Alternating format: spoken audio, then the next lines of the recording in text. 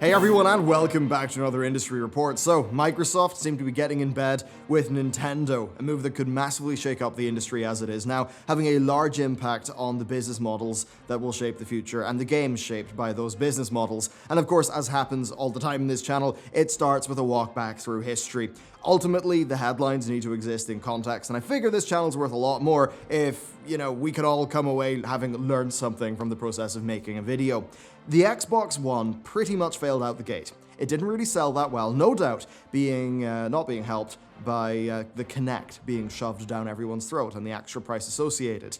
Sony, not repeating their pricing mistakes of the PS3, were able to capitalize on this, overtaking Microsoft, whose Xbox 360 had been the core console victor of the previous generation. We now have a market that's just full of live services. It's full of subscriptions, new types of subscriptions like Origin Access. There are more microtransactions than ever, and really companies are trying to monetize extra little things on their game all over the place. In the modern era, with the massive rise of video streaming platforms like Netflix or Amazon Prime Video, as well as larger free-to-play titles that we've seen enter the market, it's all really boiled down to a war for the user's attention, with Netflix even saying that Fortnite is more competition for them than HBO is.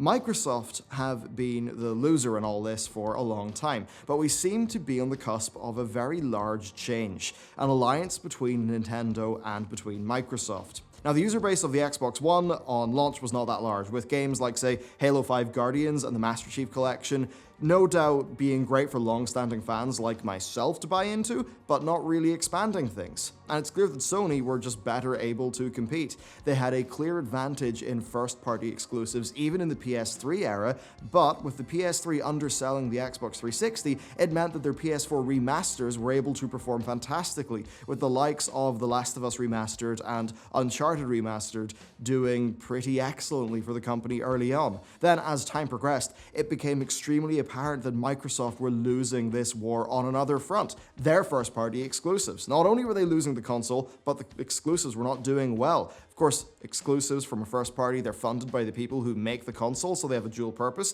Yes, it's good if they make money, but more importantly, they're about bringing people to the platform, therefore bringing more customers into their online service subscription and, say, into their storefront, which really means that Uncharted 4 actually has great residual income, even if it's a single-player game that doesn't have microtransactions. Now, Sony with all this had a clear plan. Repeat what worked last time. So they had their team at Naughty Dog work on a new entry to the Uncharted and Last of Us franchises. No doubt spurred on by customers' enjoyment of the more thoughtful narratives, they also shifted the direction of the God of War series, with that selling 5 million copies in month one, and I think 9 million copies by the following August, no doubt, having sold many more by now, with that game being a massive system seller during the holiday period.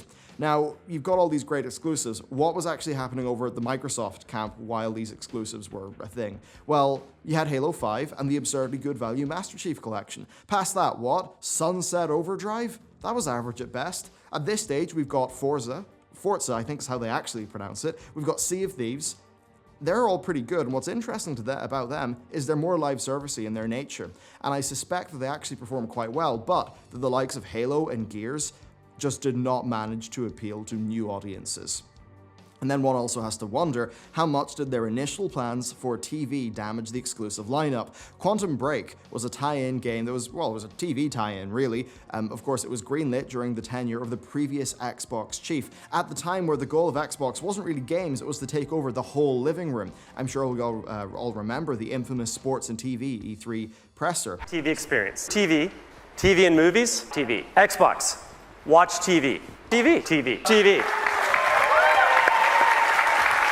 So you've got this. You've got The Last of Us 2, you've got Uncharted 4. They're games that were probably in development since before this console generation kicked off. Ultimately, we're still seeing a problem. Phil Spencer has a really tough task. He's got to flog this Xbox One, but he's got a lackluster lineup of first-party exclusives because the initial development was really hampered, likely by the initial push for TV sports and taking over the living room. which ended up not being where he wanted to take that console. Now, thankfully for them, they have managed to bolster their indie lineup. You've got the likes of Cuphead and Ori being exclusives for the Xbox. We then pretty early saw the impacts of Phil's tenure when he started talking about PC more. Eventually, that they were essentially going to be treating Windows 10 as an equal to Xbox, with first-party titles coming out on both platforms. And in doing this, Phil expanded the potential market of those Xbox games massively, even though, of course, it was through the rubbish Windows 10 store with the really annoying UWPs. But this is what brings us on to Nintendo, because the Switch has performed tremendously well so far, having shipped 32.27 million units as of December 2018. Yeah, the Switch is set to take over the Xbox One's, I believe, 40 million, even though it has been out for less than half the time. What's potentially more important, though, is the attach rate of the Switch, at least for indies in the circles that, I'm in through work and sort of the business sides of conferences that I've been to. The chatter very much is that games sell super well on the Switch. And I've certainly seen this happen with some friends and colleagues who have released their games on the Switch. People who own Switches seem to love their Switches, and that's where Microsoft comes in, because we now have multiple outlets reporting that Microsoft is going to bring a number of its games to the Nintendo eShop. Games like Cuphead and Ori, which, they could not be better fits for the Switch, really. They then, and this is the important thing, have been rumored to be bringing the Xbox Game Pass to the Switch, with its library of around 200 playable titles being playable on the Switch through Microsoft's Project xCloud, which is set to enter public testing during 2019. This would mean that games like Halo and Gears would be playable at near full quality on the Switch, assuming you had good internet, allowing a docked Switch to actually access much of the Microsoft lineup and play games in a way that is not dissimilar to how an Xbox One is used. And that really is the takeaway here. Microsoft are totally willing to downgrade their console from being the place to play games to a place where you can play their games. And while we have just seen this from the Switch, it's also something that, as I mentioned, has been happening over in Windows. Thurrot's Brad Sams posted a fantastic roundup recently detailing how Windows copies of State of Decay and other exclusive for Xbox are actually a non-sandboxed application, so they're not your typical Windows UWP. Further to this, while they previously were downloaded from serverdl.microsoft.com, i.e. the Windows Store, it now downloads from assets1.xboxlive.com. Basically, it's a great article that you should really read, but it's indicating more of a shift, with the core takeaway being this quote from the article. More Microsoft weirdness. Looks like they're setting up things for PC to just be an extension of the Xbox ecosystem. Now, with consoles being more like PC in terms of their actual hardware than ever, and that being set to continue for the next console generation, it does make a great deal of sense that that happens. Now, Brad's conclusion is also quite clear, that developers will be able to deploy one version of their game to both platforms, with Xbox itself existing really on near equal fashion on the official Xbox hardware, but also on a Windows 10 computer. As with all of Microsoft's Windows gaming efforts, though, the devil's in the detail. They need to deliver something that is right by PC gamers. Players who, have chosen to opt out of the more simplified console market because they are just, they like tinkering, I suppose.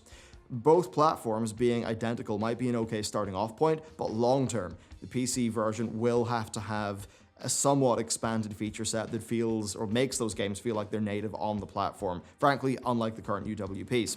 Now, I don't mean this stuff technologically, I mean this in terms of the user experience. Ultimately, Xbox and PC should be designed for PC hardware, and Xbox on Xbox should be designed for Xbox hardware. Now, what does this all mean for the gaming industry? Well, I'll tell you what, it marks a fundamental shift in the relationship between Microsoft and Sony.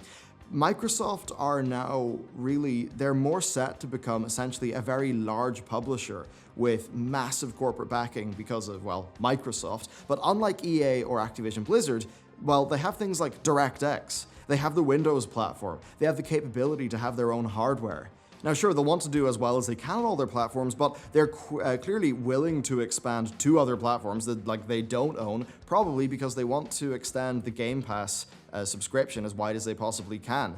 This most recent move gives them 32 million more devices. And while I'm sure some people will own both an Xbone and a Switch, well, it still opens them up to a large number of new subscriptions. 32 million on top of the existing Xbox player base of around 40 million gets them to like 72 million devices, plus whatever they get through Windows. But I imagine that by percentage of total Windows, there's obviously, I'd say, a lot less engagement from Windows users. Now, 72 million, what does that mean? It means they're a lot closer to Sony's like 95 million. And I think this is just going to shift the direction of development and a lot of things generally. Sony are all about ultra premium games, with them funding some of the best, I would call, blockbuster art that our industry has produced. As for Microsoft, well, they've went in a very different direction. Their attempt to do that was the television-inspired Quantum Break, and that missed the mark. Since then, we've seen Microsoft deliver more gamey, systems-driven titles, things like Sea of Thieves, which seem better poised for increased engagement over a longer period of time, likely in such a way to make Game Pass look more alluring to customers. Right? Business models really do shift development. Sony wants the best experiences in gaming on its console and its console only.